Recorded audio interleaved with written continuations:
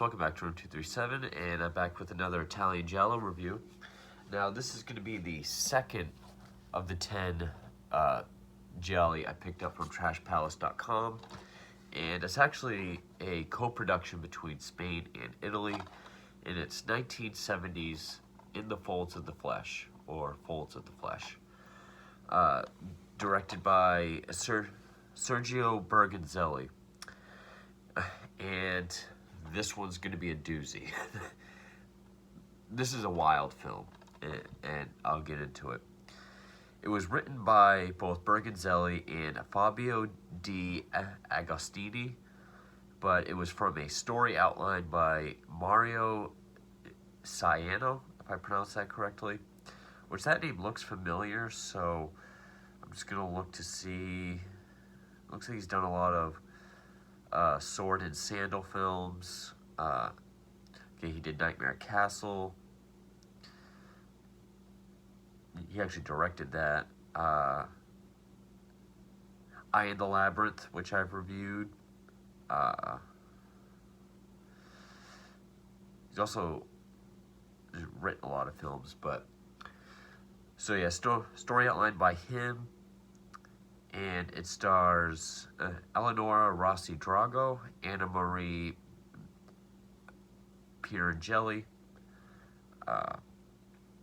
Emilio Gutierrez Caba, which he was in My Dear Killer, Alfredo Mayo, and Fernando Sancho.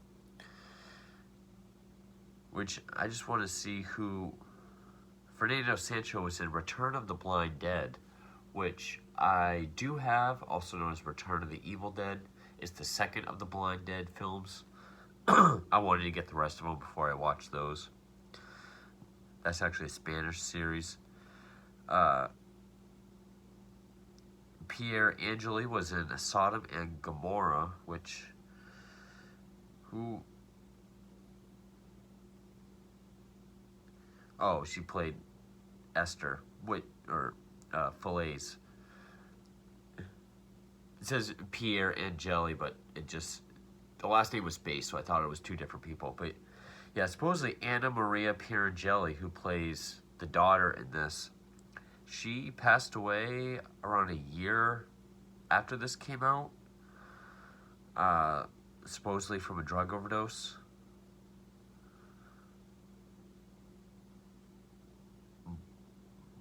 Barbiturate overdose. And the music was done by Jesus Villarrojo. And yeah, May 2nd, 1970. So,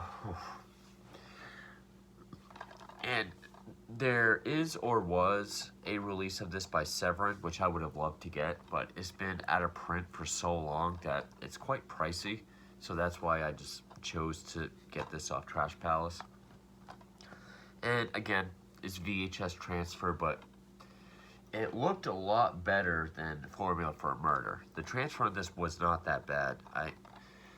And the reason why I wanted to see this one, like this was, of the 10, this was one of the first ones I decided to order, was because I heard this one was very stylish. It was a very visual experience, much like a trippy early work by Mario Bava, which after watching it, it does have, a lot of weird, like a lot of the kaleidoscope effects, or like the hazy, dreamy, like double vision, or a lot of light filters. Like there's some scenes where there's a lot of pinks and greens and reds with smoke. It's kind of a trippy experience.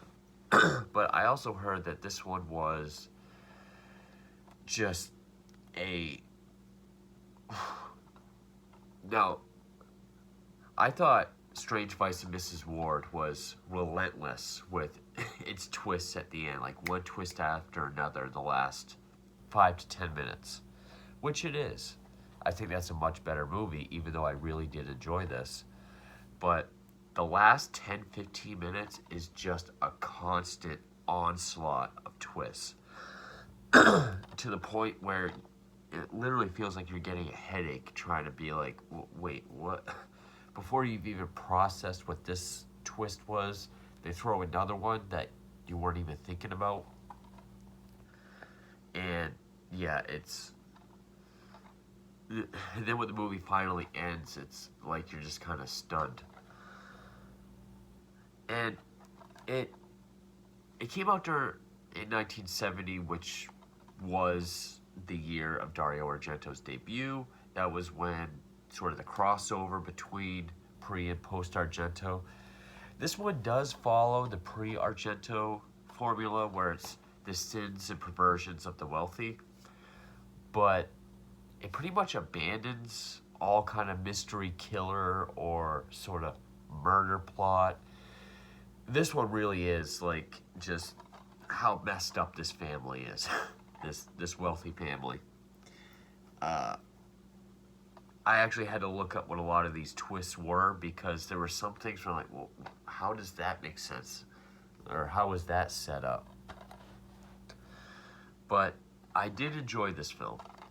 It also kind of feels like I think they're called like chamber dramas because it all takes place in this villa. And there's two different time frames. It opens up with, I don't know if it actually is Freud. It says Freud, but about, trauma cutting deep into the folds of the flesh. And then we get, I think it's called like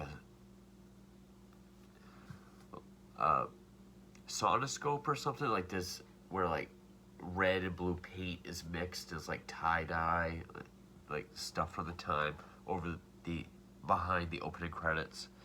But it opens up with this one guy named Pascal being chased by the police. His bike breaks down. He's running through the woods. And he comes across this villa where this woman, played by of Eleanor Rossi Drago, is burying a body. But we also see what was going on in that. It's intercut between him running from the police and what happened at that house, which we see a decapitated head on the floor. We see Rossi Drago, and we see these 3 kids, I think we see.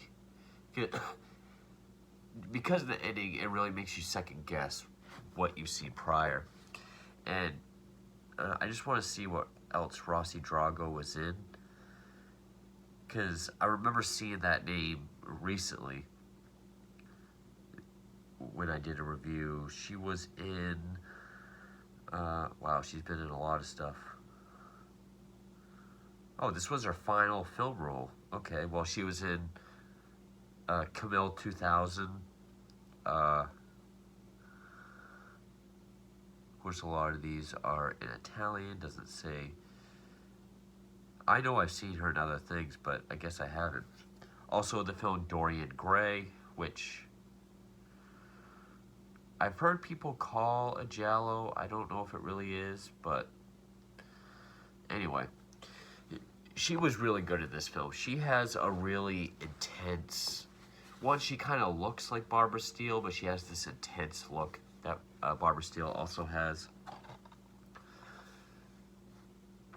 And one of the kids is this young blonde girl, which when we see her, it's like this kaleidoscope effect where there's like 5 of her, they're all spinning around. And then we jump 13 years later, where Rossi Drago plays Lucille. She has her grown son named Colin, who was the guy from My Dear Killer. Emilio Gutierrez Caba, and the grown girl that we saw before, Falaise, played by Anna Maria Pirangelli. And they seem, Colin and Falaise seem to have some sort of relationship, even though I always thought they were brother and sister from the beginning. Apparently, Colin is Lucille's son, and Falaise is Andre's daughter. Because I thought Lucille and Andre were husband and wife, but apparently they're brother and sister, so the 2 kids are cousins. But anyway, Andre was believed to the public, uh, to be out on his boat. His boat was found unmanned, and believed he drowned. Like the engine blew, he tried to swim to shore, and he drowned. That's what the public believes. Throughout the film, we're supposed to believe that Andre was attacking Lucille. Felice went in the room to see what was going on. Andre turned his attention to her, started to rape her, and then they had this, like the big shield with the two swords on the wall, grabbed that and decapitated him. That's the scene from that night. That was in the beginning. And we just kind of, the first act is really seeing how they live. I mean, at one point, there's this guy named Michael who shows up, or Michel, rather. He shows up with his dog. He was a friend of Andre's. And also, this family, they have two vultures out in a pen outside. Michel brings his German Shepherd, which is like digging where the body was. It digs up a bone. So Colin like kills it. He strangles it. And then Michelle is in bed with Felice, who is about to get in bed with her. She stabs him. Her thing is that she likes to stab any guy that's getting intimate with her because of the events of that night. And then Lucille and Colin take the bodies downstairs and they dissolve them in acid. And then they get rid of them around the property, or they give some to the vultures as well. And I don't think Felice knows about that though, but well, because what she knows and doesn't know gets weird throughout the movie. Then this other guy shows up, Alex, who is another family friend, and again, same thing, only he's actually in bed with Felice. Now she has like this short, almost Peggy Hill blonde type wig, but underneath she has like this long black hair like Lucille. So they're in bed and he takes her wig off, and then she freaks out and retaliates by decapitating him. And the relationship between Colin and Felice is weird because, like, when Alex is over, they're playing this poetry recording or reading from the two of them. They're like making out, Colin and Felice. Then when Alex stops it, they stop. When he plays it, they start making out again. And Colin gets jealous of her very easily, and she belittles him. It's a very weird relationship. And then like the second act deals with Pascal, the on-the-run convict from the beginning. He shows up saying, I saw you bury a body 13 years ago. I've been in jail for 13 years. I haven't said shit. I'm demanding $200,000 and a night with either you, Felice, or both of you. So he holds them at gunpoint. He has them go to dig the body up, but they don't find it. He has his way with both Lucille and Felice. And it kind of holds them hostage for a while, and it kind of feels like that's what the bulk of the film's going to be. It's just the second act, and it is kind of interesting to see this family be put, you know, because we see them do these bad things for the first act, kind of have this, like, old schlubby guy be in charge and kind of boss them around and make them fearful for what's going to happen. But that portion of the film doesn't really last that long. And then we have this random scene where this elderly guy visits a woman's sanatorium. Torium or Terium, I can't remember. And we see this beautiful young blonde girl who is mute. He goes to see her, and that's it. It feels random. It comes back later, but at the time it feels random. And really, once they take care of this Pascal guy, that's when the whole mind fucky part comes in. Because he decides to take a shower or a bath. And this is where uh, Lucille gives Colin this little tin of cyanide pills. And then we get this black and white flashback where she says, I remember the first time I saw cyanide work as like a vapor or a gas. We get a black and white World War II flashback of a gas chamber where Lucille was kept aside and her family goes in the gas chamber. And then there's these windows where she watches her family die, which I don't think gas chambers had windows, had like witness booths. So she gives him these cyanide pills, so when that Pascal guy is in the bathtub, sloshing and splashing around, they're up on this cuckoo clock, so when the cuckoo comes out, pushes it, they'll fall in, turn into vapor, and kill him instantly. And that's when we get like the Mario Bava looking, because you got smoke and going everywhere. You got these green lights and pinks and blue, purples, crazy close-ups and angles and music. It kind of reminiscent of like a Kill Baby Kill set piece, which does look very good, and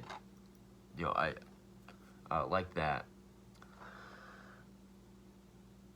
And that's about as far as I'm gonna go before twists, except for, because then Fillets comes in and she starts belittling Colin, like, I liked him because he was a real man and you killed him.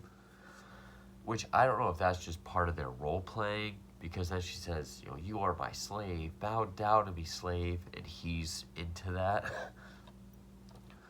Again, I don't know if she really was falling for this guy or if that's just part of their kink.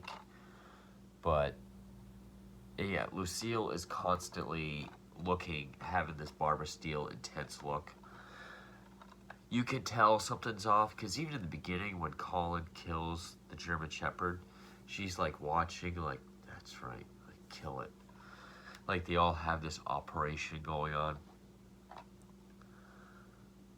And then when they take Pascal down to the basement to put him in the acid, Colin like scoops his head out, and Fillets just sees Andre's face, like, I guess to show the trauma from that night.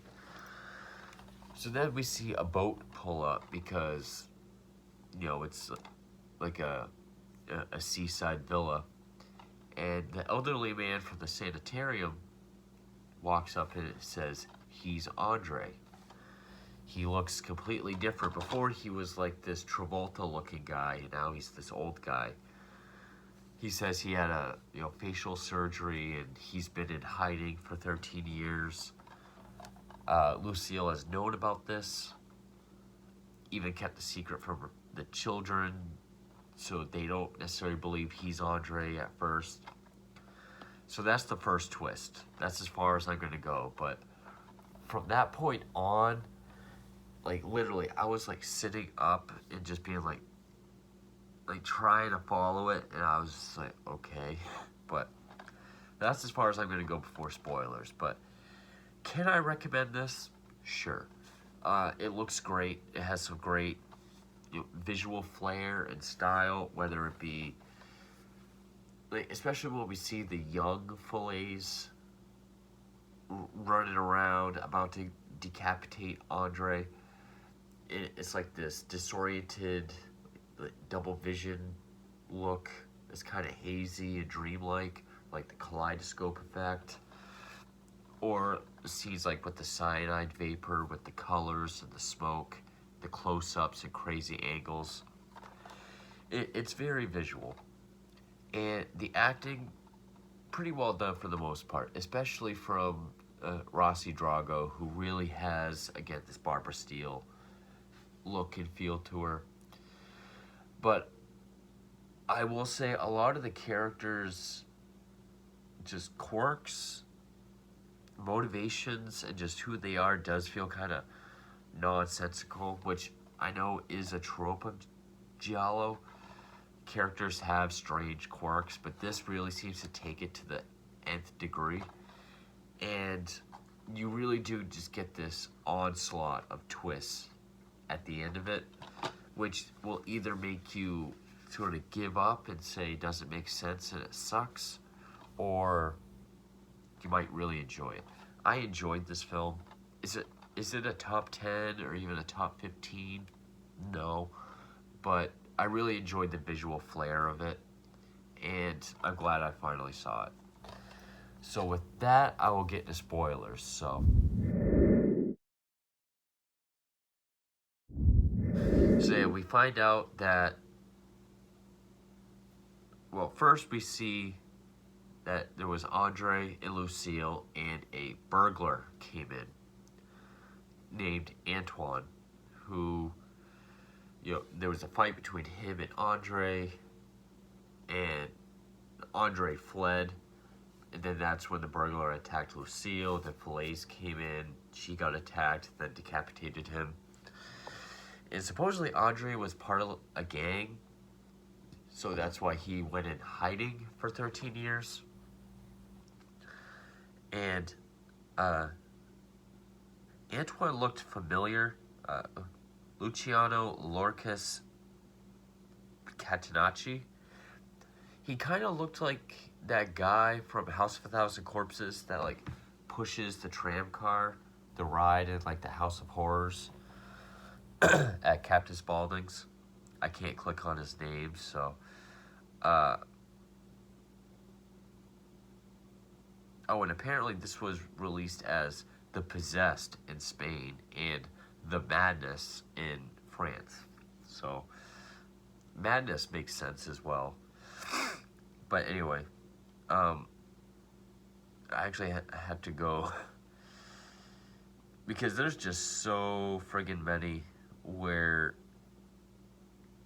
I had to go to this one particular website that attempts to break everything down. So Lucille introduces Andre to the kids. They don't believe it, especially Fillets. She really doesn't believe it. But then Andre, which he says he's been going under the alias Derek. He says, okay, I know you kids had a sister named, or he looks at Colin and says, you have a sister named Esther. Where is she? And that's kind of what pulls Colin in. And they say 4 months after the disappearance, she was hit by a car and killed. So they have her body exhumed, which I guess anybody can do.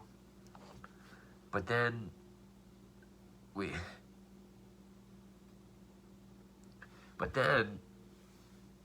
the girl, the blonde mute girl from the sanatorium, is flown in with the nurse, and this I'm not going to go in sequence because this movie's all over the place. We find out that Esther, the one that was buried, is not really Esther. In fact, there isn't a sister that was killed. The girl from the sanatorium, Terium, it says Terium here, is the third child. And she is actually Fillets, and Fillets is actually Esther. They switched. And the blonde girl that was committed was actually the one that was attacked and molested by Antoine. But she called for Esther, so when Esther went in, she saw the trauma, and the trauma just kind of did this switch where she believed she was the one that was attacked and killed Antoine. Only that's not entirely true, because Lucille was the one that decapitated Antoine. We know this because, after all these twists, which there is more, because we find out that she was having an affair with Antoine and hired him to come in and kill Andre. but Andre woke up and the whole thing got botched. She grabs this thing from the wall, smashes this vase, which has the undecomposed head of Antoine in a bag in the vase, which we see them watering the plants in the vase in the beginning. So this head's been there the whole time. It has been there for 13 years. So yeah, she and Antoine has always had a thing for fillets. We see him even pushing her on a swing during flashback. So Lucille had hired Antoine to kill Andre. Andre woke up and fled. So Antoine attacked Lucille, but he wasn't really raping her. He just like attacked her out of anger. And then the real fillets, the blonde one, came in, saw that. He attacked and raped her. She was calling for Esther. Esther came in. She saw it. And then her trauma was she, believed she was in Fillets' place. And then Lucille was the one, and also part of her trauma that she was able to get away, grab the sword, and decapitate Antoine. Because she saw Lucille actually decapitate Antoine. Now, was that all of them? Just gonna make, which also, this shows that, so Andre and Lucille were actually husband and wife, and all three kids are theirs. So Colin and Fillets, or the real Esther, are actually brother or sister having this incestuous relationship.